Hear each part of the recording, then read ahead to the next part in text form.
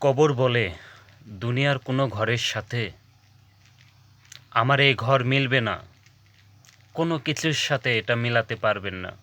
অপরিচিত ঘর এটা। আল্লাহ আমাকে মাফ করে দেন, আপনাদেরকেও মাফ করে দেন। কবরের আযাব ভীষণ ভয়ঙ্কর। আল্লাহ নবী সাল্লাল্লাহু আলাইহি সাল্লাম হাদিসে বিস্তারিত কবরের আযাব সম্পর্কে বর্ণনা দিয়েছেন। আল্লাহ তাআলা বলেন, তোমরা মৃত্যুর পরে কিয়ামতের মাঠে ওঠানোর পর্যন্ত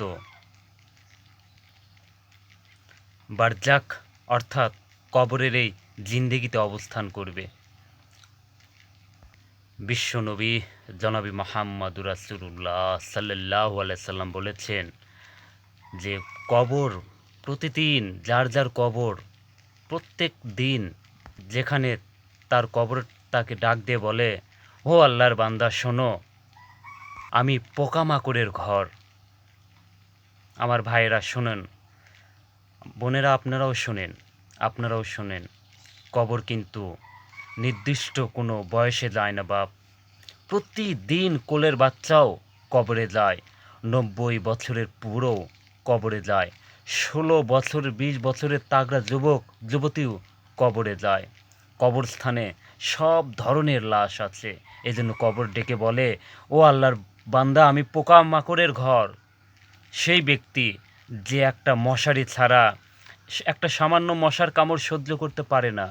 একটা মশা কানের কামড় মানে কানের সামনে দিয়ে গেলে তোমার ঘুম ভেঙে যায়। মশারি টাঙ্গাও, কয়েল জ্বালাও, এত কিছু করেও তুমি একটা মশার আওয়াজ কান এই আওয়াজ থেকে তুমি বাঁচতে চাও। হে আল্লাহর বান্দা, তো বছরের পর বছর শত শত বছর পরে পর্যন্ত এই পোকামাকড়ের ঘরে তুমি কেমনে থাকবা? একটিবার ভাবুন, সেই পোকামাকড়ের ঘরে আমরা কেমনভাবে থাকব? কবর প্রতিদিন বলে, আনা বাইতুল ওয়াহদা, হো আল্লাহর বান্দা আমি কিন্তু একাকিত্বর ঘর, একাকী ঘর, কাউরে পাবা না এই ঘরে। আমার ভাইয়েরা, এই পৃথিবীতে একাকিত্বের যন্ত্রণা বড় সাংঘাতিক। আপনার ঘরে যদি লক্ষ কোটি টাকাও থাকে, মাল সামানাও থাকে, এত খাবার ফল ফলাদি সব আছে, শুধু স্ত্রী নাই, মা নাই, বাপ নাই, ছেলে নাই, মেয়ে নাই, কেউ নাই, আপনি শুধু একা। খোদার কসম, এই একাকিত্বের যন্ত্রণায় ঘরের সব কিছু নয়, সারা বিশ্বে সব কিছুই আপনার কাছে বিষাক্ত মনে হবে আমার কাছে কিছুই নেই। কবর বলে, হো আল্লাহর বান্দা আমি একাকিত্বের ঘর, আমার এখানে কাউকে পাবা না, এখানে কাউকে পাবে না, চিনবা না কাউকে, আমি অপরিচিত ঘর। দুনিয়ার এক মানুষ আরেক মানুষের বাড়ি গেলেই মোটামুটি বুঝে এই রুমটা সামনের রুম, প্লাস্টিকের দরজাওয়ালা একটা বাথরুম, চুলা টুলা দেখা যায়, ওটা রান্নার ঘর, মোটামুটি মানুষ আইডিয়া করে। কিন্তু কবর বলে, দুনিয়ার কোনো ঘরের সাথে আমার এই ঘর মিলবে না, কোনো কিছুর সাথেই মিলাইতে পারবে না। অপরিচিত একটি ঘর। আল্লাহ আমাকে আপনাদেরকে মাফ করে দেন। এই জন্য ভাইয়েরা, বন্ধুরা, অনুরোধ করছি, কবরের ফিকির করেন, কবরের ফিকির করেন। সাইয়েদুনা উসমান রাদিয়াল্লাহু তাআলা আনহু, হযরতে উসমান নবীজির সাহাবী, উনি যখন কোনো কবরের সামনে দাঁড়াইতেন তখন তিনি এই পরিমাণ ভাবতেন যে, এবং অনেক পরিমাণ কাঁদতেন সে। কাঁদতে কাঁদতে তার দাড়ি পর্যন্ত ভিজে যেত। অন্যরা জিজ্ঞেস করতেন, ও আমিরুল মুমিনিন আপনি এত কাঁদতেছেন কেন কবর দেখলে?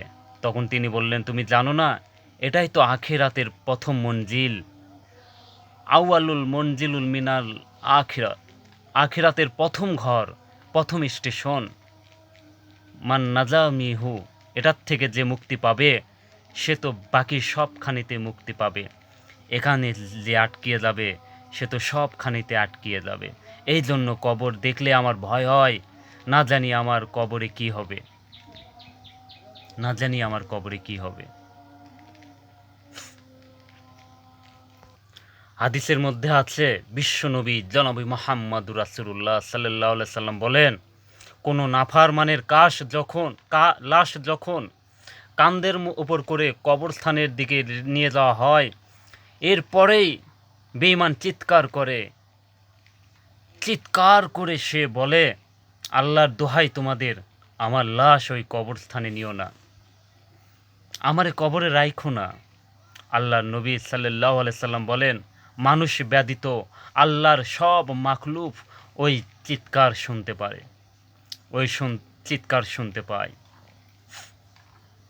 এই কবরের যাওয়ার আগে লাশের চিৎকার, আল্লাহর নবী সাল্লাল্লাহু আলাইহি সাল্লাম বলেন, যদি ওই নাফরমানের চিৎকার তোমাদের কানে একবার তোমরা যদি শুনতে পারতা, তাহলে পৃথিবীর কোনো মানুষ কোনোদিন কারো লাশ এই কাঁধের উপরে নিত না।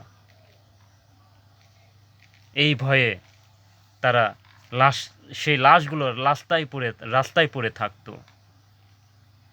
হাদিস।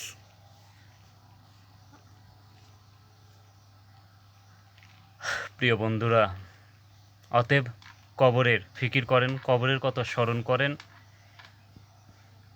কবরের কথা সবসময় স্মরণ করেন, কবরে যাওয়ার জন্য প্রস্তুতি গ্রহণ করুন।